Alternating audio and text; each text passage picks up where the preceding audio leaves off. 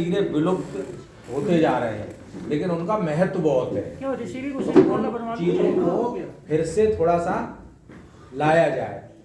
तो अभी तक अपने देश से बहुत सारी चीजें विदेश में जा रही थी, जिसको बोलते हैं जीआई टैगिंग का। जैसे अपने यहाँ एक बहुत अच्छी चीज थी, ये मेरे देखते देखते 3 साल की बात है, गुलाबी मीनाकारी, जो सिर्फ पूरे विश्व में मात्र बनारस में होती है। तो जब गुलाबी मीनाकारी का मुझे पता चला था, तो एक गाय घाट, क्या है गाय घाट, क्या मैं खुद वहां गया था। बहुत सकरी सी गली है, वहां एक सज्जन थे जो गुलाबी मीनाकारी के, उनके 2 पुत्र, और वो खुद करते थे। हमने भी कुछ छोटा मोटा सामान लिया था उनसे, और विगत 3 सालों में गुलाबी मीनाकारी का इतना बड़ा रोजगार बढ़ा कि आज उस शख्स के पास करोड़ों रुपए के, मतलब 2-4 रुपए लाख की बात नहीं है, करोड़ों रुपए के ऑर्डर्स बाहर से आ रहे हैं, और उनके पास फुर्सत नहीं है कि वो सप्लाई दे सके। तो इसी सोच के आधार पर खेती किसानी से भी जुड़े हुए हम लोगों के यहाँ बहुत सारी चीजें हैं। जैसे बनारस में बनारस का लाल पेड़ा है ना, बड़ा प्रसिद्ध है। रामनगर का रामनगर भंटा है, उसका बताते इतना बड़ा भंटा है ना, एक भंटा में मतलब 4-6 लोग बता रहे चोखा खा लेंगे, और सीडलेस होता है, बहुत अच्छा होता है। तो ये हुआ कि भाई हमारा ये भंटा रामनगर का क्यों ना विदेशों में जाए, भाई हमारे लोग भी तो विदेशों में हैं, हमारे बनारस का लाल पेड़ा आदमी क्यों ना खाए, या बनारसी लंगड़ा, है ना, इस तरह के अपने। और ये चीज सिर्फ बनारस के लिए नहीं, पूरे प्रदेश के लिए है।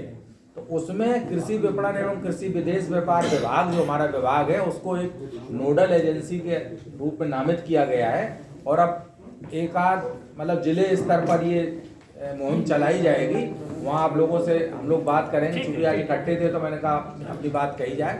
तो एक तो ये है कि आप लोग जितने एफपीओ हैं, देखिए बड़ा गंभीर और बड़ा अच्छा विषय है, इस पर थोड़ा सा ध्यान देने की जरूरत है। आपके क्षेत्र में यदि कहीं कोई ऐसी चीज होती हो जो आपको लगता हो कि ये बहुत अच्छी चीज है, इसका प्रचार प्रसार हो, इसको जीआई टैग मिल जाए, तो इसकी बहुत ज़्यादा आगे उपयोगिता हो सकती है, तो कृपया करके वो हमें बता दें। हम अपना नंबर भी आपको नोट अभी करा देंगे, आप हमें दूरभाष पे बता दें, तो उसको हम जीआई टैग के तहत शामिल कर लें, और उसका आपको जीआई टैग दिलवाने के लिए जो प्रोसेस होती है वो कराएंगे। उसमें आपको कुछ नहीं करना है, सिंपल सा आप बताइए, हम उसका सर्वे कराएंगे, हमारी टीम उस क्षेत्र में जाएगी, हमारे इंस्पेक्टर्स जाएंगे, देखेंगे उसका एरिया प्रोडक्शन क्या है, वास्तविकता क्या है। तो कृपया करके ये आप हमें बता दीजिए। ये अभी जो जीआई टैग का थोड़ा सा एक आपको बताएं, जैसे अपने यहाँ पूरे भारतवर्ष की बात है, 420 ऐसे कृषि उत्पाद हैं जो जीआई टैग के तहत हुए हैं, जिसमें अभी तक मात्र 128 प्रोडक्ट हैं पूरे देश में जिनको जीआई टैग मिल चुका है। अपने यहाँ जो पंजीकृत जीआई कृषि उत्पाद हैं अपने यहाँ मात्र 6 है यूपी में अभी। और हम लोगों ने यहाँ बनारस, मतलब पूरे प्रदेश की बात तो क्या करें, हम आपको बताएं, जैसे चुनार है आपका, मिर्जापुर से भी लोग आए हैं, चुनार में जीरा 32 चावल बताते बड़ा अच्छा है, बड़ा उसकी एक स्पेसिफिकेशन है, तो हम उसका सर्वे करवा रहे हैं कि वास्तव में वो जीआई के लायक है कि नहीं। दूसरा सोनभद्र में सावा कोदो, इसका नाम है।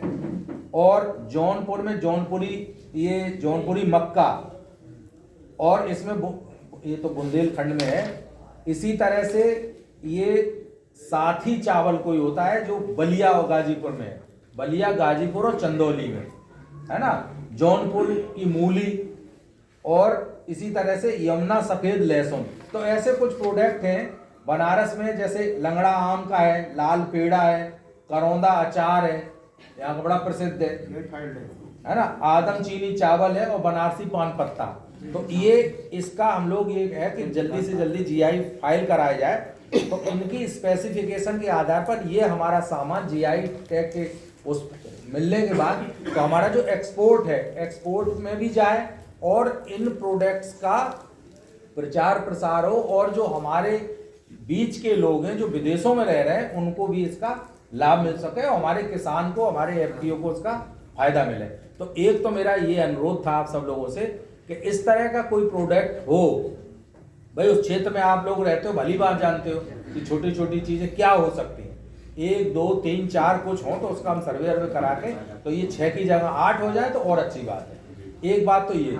दूसरी बात हम लोगों ने कहीं ना कहीं किसी प्लेटफॉर्म पर करी होगी, एक और है कि कृषि निर्यात नीति 2019 में जो 24 तक है, और उम्मीद ये है कि चूंकि ये इसका पूरा का पूरा सिस्टम डेवलप कर दिया गया है ना।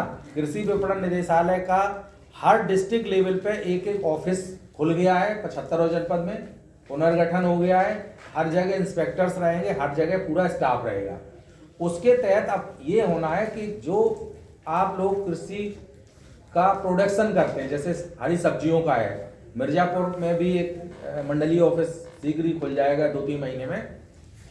तो जो सब्जियां हैं या कोई भी उत्पाद है जिसको आप चाह रहे हो कि हम इसका एक्सपोर्ट करें, इसके लिए आप लोगों को एक क्लस्टर बेस्ड अप्रोच अपनाने की आवश्यकता है कि आप क्लस्टर बनाएं। क्लस्टर बनाने के लिए कोई बहुत आपको टेंशन वाली बात नहीं है। एफपीओ अगर है तो आप लोग ऑलरेडी रजिस्टर्ड हैं, ठीक है। आपके साथ 100, 150, 200 किसान जुड़े होंगे, उनके पास कुछ जमीनें होंगी जिस जमीनों में वो सब्जियां उगा रहे हैं या गेहूं कर रहे हैं या जो भी जिन्स कर रहे हैं। तो एक आपसे अनुरोध ये है कि आप लोग एफपीओ वाले क्लस्टर बनाएं। क्लस्टर बनाने के लिए भी उत्तर प्रदेश सरकार ने हमारे विभाग को ही इसका एक्सपोर्ट का भी एक नोडल एजेंसी बनाया है। इसमें यह है कि यदि आप 50 हेक्टेयर जमीन का एक क्लस्टर बना लेते हैं तो उस पर अनुदान के रूप में आपको 10 लाख रुपया का प्रोविजन रखा गया है। तो ये क्लस्टर नहीं सुनिए, तो उसमें ऐसा नहीं है। ऐसा है कि हमने भी कई सर्वे कराए हैं, जैसे भदोई में भी है। क्लस्टर में है क्या, क्लस्टर बनाने के लिए एक मतलब अदरवाइज मत लीजिए, वो बुरा भी मत मानिएगा। देखिए सरकार कोई योजना का लाभ आपको देती है तो, या मान लो हमारे पास पैसा है, सरकार ने कहा भाई आप क्लस्टर को पैसा दो, हम जब तक उसको वेरीफाई नहीं कर लेंगे कि वास्तव में ये 50 हेक्टेयर जमीन है कि नहीं, तो हम आपको पैसा कैसे दे सकते हैं। उसके लिए ये प्रोविजन है कि एक 3 सदस्यीय कमेटी है जो जिला अधिकारी महोदय की अध्यक्षता में जिला क्लस्टर सुविधा इकाई की एक है, उसमें डीएम साहब की अध्यक्षता में कमेटी है। उसमें एक हमारे विभाग का इंस्पेक्टर, ज्येष्ठ कृषि विपणन निरीक्षक या विपणन निरीक्षक कोई होगा, वो सदस्य होगा। और जो जिन्स है, मान लीजिए हरी मिर्च है तो वो हरी मिर्च जिन्स है जिला उद्यान अधिकारी की उसकी, तो एक जिला उद्यान अधिकारी हो गया। एक एरिया के लिए है कि कितना एरिया है, तो उसमें स्पष्ट नहीं है, वो जिलाधिकारी के विवेक के ऊपर है कि वो किसी एक व्यक्ति को नामित कर दें। वो मे भी कोई लेखपाल हो सकता है, तहसीलदार हो सकता है, एसडीएम साहब हो सकते हैं, कानून को हो सकता, कोई भी, या जिला कृषि, कई जगह हमारे यहाँ जिला कृषि अधिकारी को कर दिया।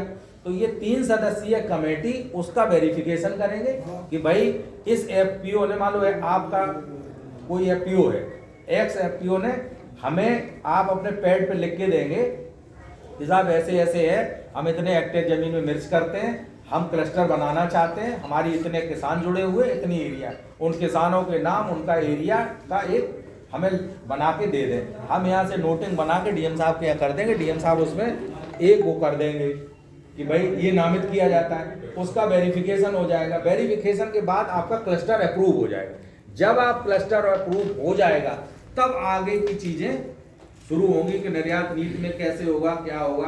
तो एक तो आप क्लस्टर बनाइए, जरूर बनाइए, क्योंकि आने वाले समय में ये एफपीओ है ना, इस पर भारत सरकार और प्रदेश सरकार बहुत ध्यान दे रही है। सारी सब्सिडीज, सारी चीजें है ना आप लोगों को मिलेगी, लेकिन ये बनाइए तभी है।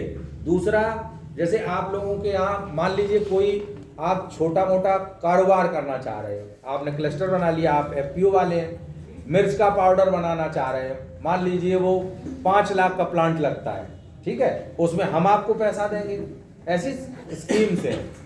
तो आप क्लस्टर जरूर बनाएं, और क्लस्टर बनाने के लिए आप संबंधित, एक तो मेरा नंबर आप लिख लें, सभी लोग लिख लें। हम भले ही चाहे बनारस, हम बनारस में बैठे हैं, मिर्जापुर मंडल और बनारस मंडल हम दोनों देख रहे हैं, हमें आप डायरेक्ट फोन कर लें तो हम आपके पास, आपके दरवाजे पर हमारा इंस्पेक्टर खुद पहुंच जाएगा। नंबर बताएं। 94-94-155-45-865 ये मेरा नंबर है, ठीक है। तो आप कृपया करके 2 चीजें हमने आपको बताई। एक तो जीआई टैग के लिए जो आपके प्रोडक्ट कोई है, आपके संज्ञान में है, आपको लगता है ये बहुत अच्छा चीज है, जैसे सावा कोनो काकुन है ना, ये 2023 वर्ष बना रहे हैं, तो ऐसी चीजें और भी हो सकती हैं कोई। अब हमें नहीं पता, कोई जड़ी बूटी टाइप की कोई चीज हो जिसका बहुत बड़ा रोल हो सकता है ना। अभी हम एक मीटिंग में गए थे गाजीपुर, तो वहाँ एक एफपीओ वाले ही थे, अब मेरे डायरी में नाम लिखा, मैं उनसे पर्सनली, डॉक्टर अमित यादव। हाँ, कहाँ बैठते हैं सर? मैं बस इस दीवार के पीछे हमारा पेपरन का दफ्तर है, उसी में बैठा हूं। तो कृपया कर